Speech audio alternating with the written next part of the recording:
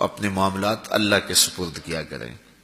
لیکن ان سب کے باوجود اگر مشکلات آ جاتی ہیں تو کوئی بات نہیں، مشکلیں آزمائشیں یہ اللہ کی طرف سے نبیوں کو آئی ہیں. حضرت امام رازی نے لکھا ہے کہ مکے سے لے کر طائف تک 70 ایسے نبیوں کی قبریں ہیں جن کی وفات صرف بھوک کی وجہ سے ہوئی ہے. تو ہم ایک دن کا فاقہ آ جائے، تھوڑا سا کاروبار نرم ہو جائے تو بابوں کے پاس بھاگ کے اللہ کے ساتھ شریک ٹھہرانے لگ جاتے ہیں. کیوں؟ کس وجہ سے؟ آزمائش سہیں، برداشت کریں. تو اوپر نیچے یہ دن بدلتے رہتے ہیں، دن پھرتے رہتے ہیں. ہر وقت جو ہے کہ جادو ہو گیا، ٹونا ہو گیا، سایہ ہو گیا، بندش ہو گئی ہے. ہر وقت اسی چکر سے ہم نکلتے نہیں ہیں. اللہ پر توکل رکھیں، وہ رزق دیتا ہے، وہ رزق تنگ بھی کرتا ہے، وہ رزق کشادہ بھی کرتا ہے. بندوں کو آزماتا بھی ہے، بندوں کو ڈھیل بھی دیتا ہے. اس کی ڈھیل سے بھی ڈریں اور اس کی آزمائش میں بھی پورا اترنے کی کوشش کریں اور اسی کے حضور دامن پھیلائیں. جب مشکلیں آ جائیں تو مصلح بچھا لیں. گھر کے بچوں کو بھی کہیں کہ یہ مشکل آ گئی ہے، لگتا ہے اللہ ناراض ہو گیا، چلو مصلح بچھاؤ. اگر بیٹیاں بھی نماز پڑھ رہی ہوں، نوافل ادا کر کے رب کے حضور دعا مانگ رہی ہوں، بیٹے بھی دعا مانگ رہے ہوں، چھوٹے چھوٹے بچے بھی دعا مانگ رہے ہوں، تو کیا اللہ خالی موڑ دے گا؟ تو زیادہ سے زیادہ نیک مجالس کے اندر شامل ہو جائیں. تو بالخصوص میں اپنے پیر بھائیوں کو پابند کرتا ہوں کہ آپ اپنے گھروں میں بھی پابند کریں، کسی بابے کے پاس نہ جائیں.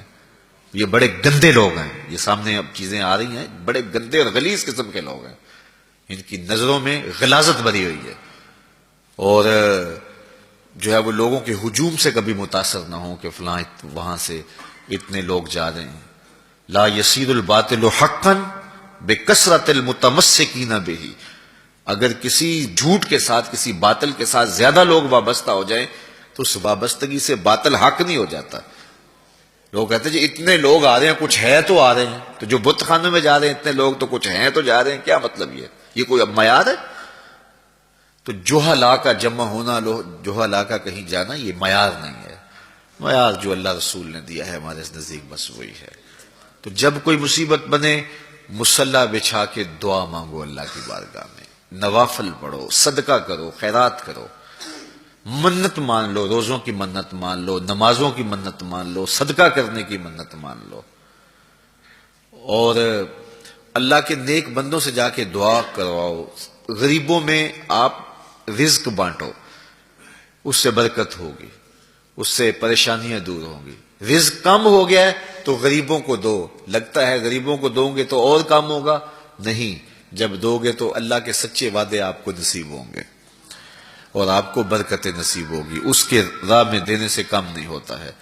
اس لیے میں خاص طور پہ یہ باتیں اس لیے کر رہا ہوں کہ ان دنوں کے اندر بہت زیادہ جو ہے وہ اس طرح کے لوگ ہیں اور مختلف جو ہے وہ چینلز کے اوپر ان کو سامنے لایا جا رہا ہے. تو ان لوگوں سے اپنے دامن کو چھڑائیں اور صالحین کی صحبت کو اختیار کریں. صالحین کی صحبت سے آپ کو نور ملے گا، روشنی ملے گی. آزمائش ٹل جاتی ہے تو پھر بھی، ورنہ اس میں استقامت کی توفیق مانگیں، چونکہ جو بلا پر صبر کرتا ہے اسے بھی اجر دیا جائے گا.